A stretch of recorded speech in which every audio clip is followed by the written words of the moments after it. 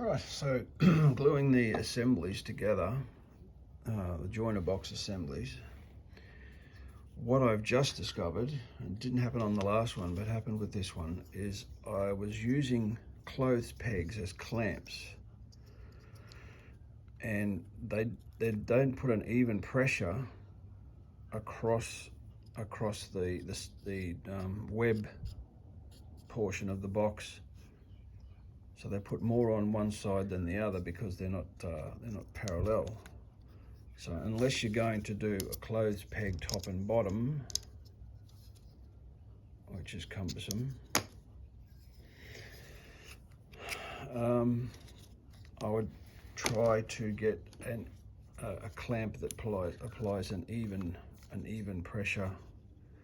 Because once I'd tacked in the alignment pins, I just tacked them in very carefully, and then when I inspected it, I noticed that the webs were not parallel.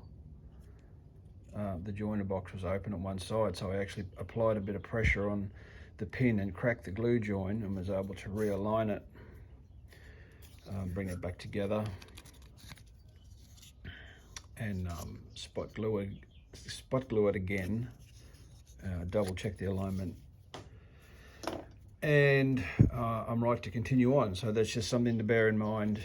Also, don't use clamps